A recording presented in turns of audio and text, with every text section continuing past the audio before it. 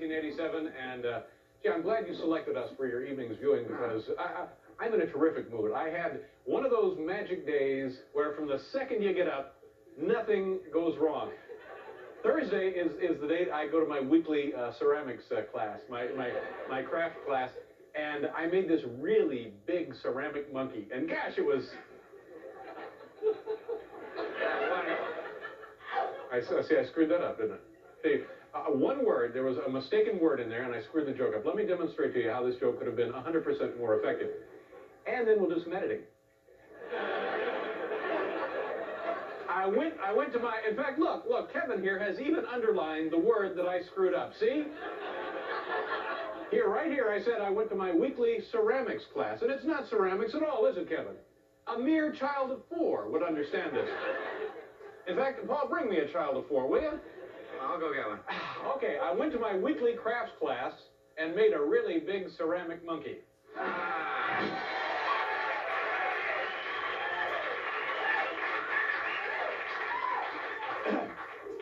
We're on the verge of about a 10-day vacation here, and everybody's going away. Paul, I know you're going away.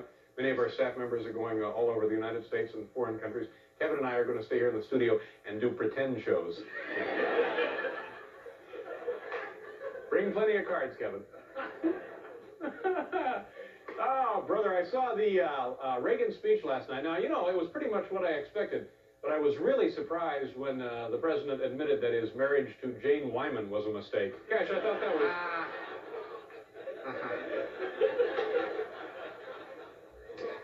Come in about noon, Kevin. We'll have a little light lunch and then do a couple of shows. The light lunch was my idea. Well... I saw the most terrifying commercial on television last night featuring Martha Raye, actress, condom user. What the hell is...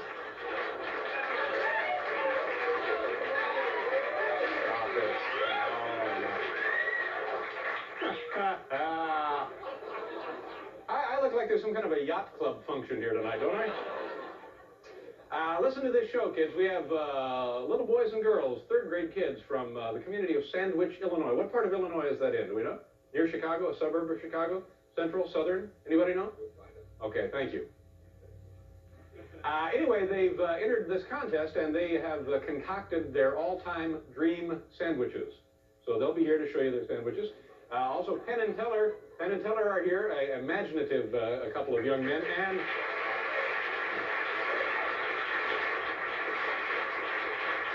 Bob the Geldof is here tonight. He'll be performing with our band. Paul Schaefer, ladies and gentlemen, Mr. Paul Schaefer. Thank you very much. That's so nice of you. Okay. Yeah. We're going to do some pretend shows, Paul. Now, you're going away. You're going to stay and just do pretend shows? Just kind of get the rough edges off the production, you know? That kind of thing. There you go. Well, I appreciate the caring, you know, that you put into your work. We desperately need a vacation. We really do. We do. We're all going a little bit nuts. But it's a good show tonight. We're going to swing a little bit with Geldof later on. You bet. Yeah. You're in a good mood today. Oh, the best. Yeah. I can tell. Let's get on with our top 10 list. These are compiled at the home office in Milwaukee, and then they're twixed via satellite to us, and we receive them in our room upstairs. Tonight's category, top 10 changes the president has promised to make. He was on television last night addressing the country. Did you see him, Paul? No. Top 10 changes the president has now promised to make from the home office in Milwaukee. Here we go, number 10. Limit Contra fundraising events to $1 a shot dunk tank with George Bush. Initiate Anything Goes Mondays on interstate highway system. Well, that'll be good. I look forward to that. Number 8, switch hotlines to MCI. Number 7, spend more quality time with imaginary friend Winky. Number 6, rearrange states alphabetically. Number 5, less talk, more rock. Number 4, deck Sam Donaldson next time he makes trouble. Number 3,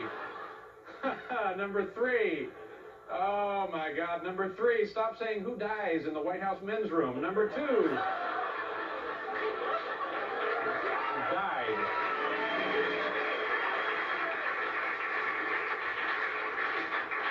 Oh, yeah, but you didn't like the one about the big ceramic monkey. Number 2, declare Cincinnati a topless city. Ooh. And number one, the number one change the president has now promised to make, he will make his aides call him Ron Bone Crusher Reagan.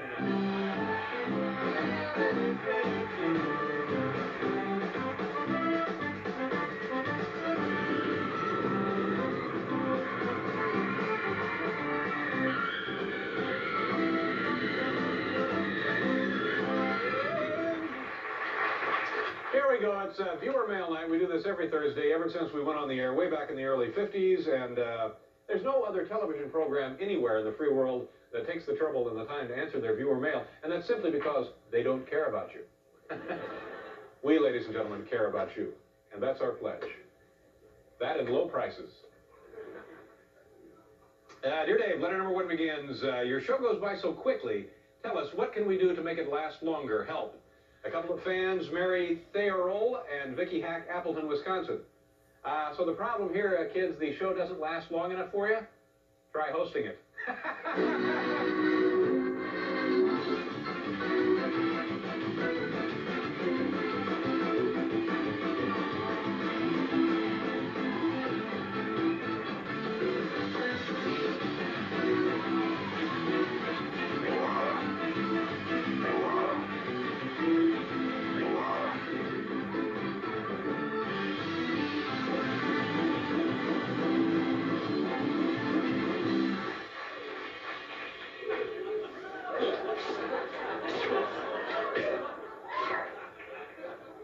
Getting to be more like Benny Hill every night, isn't it?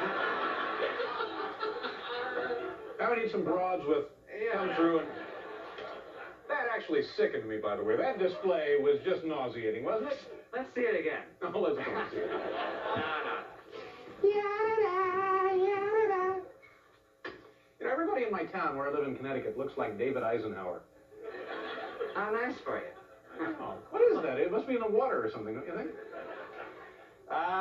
Letter number two. And let's not let that happen again, okay? No more of that stuff.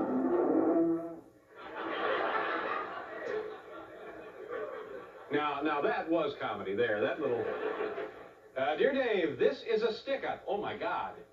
Nobody moves, no one will get hurt. Put all your valuables in a plain, unmarked box and then send them to me. Now, Dave, I mean it. Sincerely, Tony Juris, Bloomingdale, Illinois. Sure, Tony, anything you say. I don't want any trouble here. Put my watch in there. Also my wallet. Here you go, Tony. Say, Tony, you don't mind if I have a drink, do you? All right. No, nothing funny.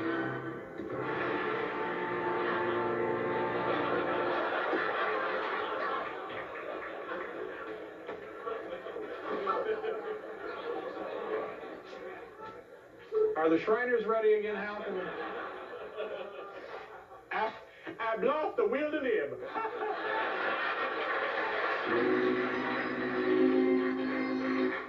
Everything's moist. Look, it's all moist.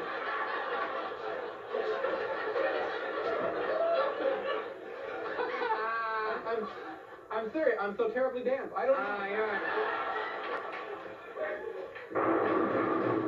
Letter number three. Dear Dave, on the night of February 12th, Jane Seymour was a guest on your show. Oh, and a night to remember, wasn't it, Paul?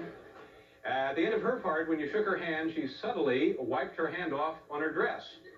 Do you have sweaty palms or what? Chuck Nassauer, Corrington, Louisiana. Well, you know, Chuck, I don't think my hands are actually sweatier than anybody else's, but I don't really remember the show that you're talking about. Hal, do us a favor, refresh our memory and run a little bit of that night Jane Seymour was on. How can you put it there on the machine and let it go, and we'll take a look at it? Oh, there it is. What can somebody do for Valentine's Day? That costs nothing?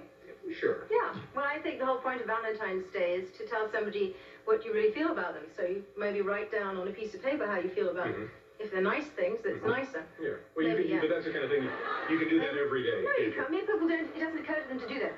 Find some old snapshots, you know, from the year, pictures they've taken, and sort of make a collage of them. So there's a nice picture that represents what happened that year in their lives together. Hello, Jane. Give my best to David Brenner and Oprah. Okay.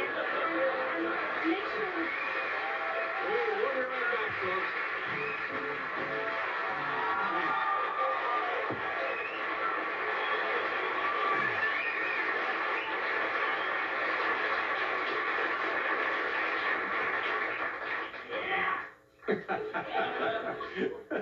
Letter number 4. Dear Dave, when you held up these small-town news items on your January 26th show, the close-up shot revealed a small cut on your right index finger. I'll bet there's an interesting story about how you damaged that digit. Your loyal fan, Wade P. Burnett, Des Moines, Iowa. Well, you're right, Wade. There really is kind of an interesting story behind that injury. Unfortunately, it's not a very pleasant one, and I'll never forget the day it happened. I was up in the office. We were going over some small-town news items, and gosh, it seemed like every... Now, here's a good one from Clarksville, Mississippi. This woman called the police after she saw an antenna sticking out of the moon. Probably some new Ted Turner operation. No, we need better. Our viewers deserve better, all right? Well, how about this item from North Carolina? This guy got arrested for breaking into a house and taking an onion ring. Let me see that. Ow, gee. Ooh, damn, a paper cut. Oh, gee, you ever have... Oh, boy, I'm getting dizzy.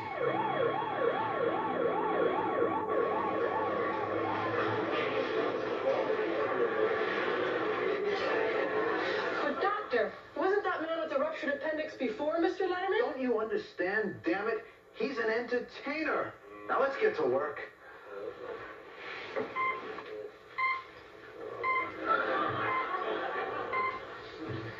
Well, he's lost 8 pints of blood, but I think he's gonna make it, nurse.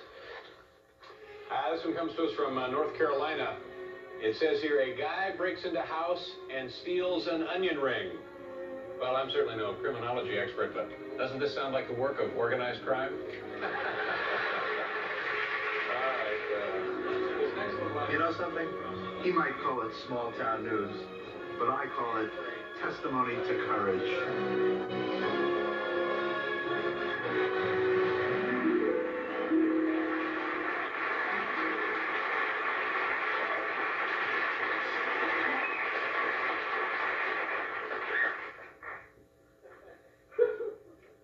Letter number 5. Dave, how about sending me the huge late-night 87 prop you used on February 19th show? I want it for my basement. A devoted fan, Chris Crumbo, West Lafayette, Indiana.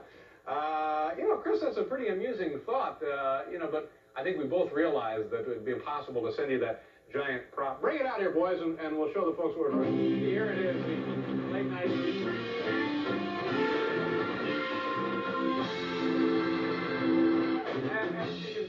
It's so enormous. I mean, if we were going to mail this to you, Chris, to mail something this huge, you'd have to have just a giant, really big, huge... Hey, wait a minute. Are you guys thinking what I'm thinking? We're way ahead of you, Dave. Oh, bring it on. Bring it on, boy.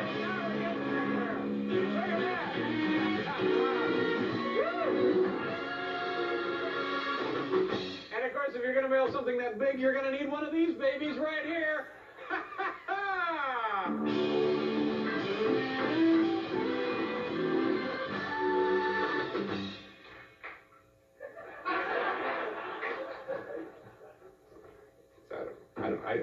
We hit a dead end here, Paul. We've hit a comedy dead end, and it's my fault. I should never have allowed this to happen. I'm sorry. Please accept my apologies. No. It's a dead end, ladies and gentlemen. We've beaten it to death. It's a dead end. No, Dave. I let everybody down. Chris Crumbo, the kid in West Lafayette, Indiana. I let him down. No. Don't be so hard on yourself. Granted, the piece was a little lame. A little lame? It blew. But Dave, no, you gave it your best shot, and I think it's time, that a professional person like yourself should just throw it to commercial and forget about the whole thing. Maybe you're right, Paul. Just get on with it. That's all. You just go on. Take it away, boys. Take it away. Just forget about it. I'm sorry. That's all. I'm sorry about it. I really didn't mean anything. Yeah. Hey, hold on. Wait a second. Wait just 1 second. Wait a second. If you're going to mail this giant thing in that huge mailbox with that jumbo postage stamp, you're going to need something to address it with. Look, how about this, huh?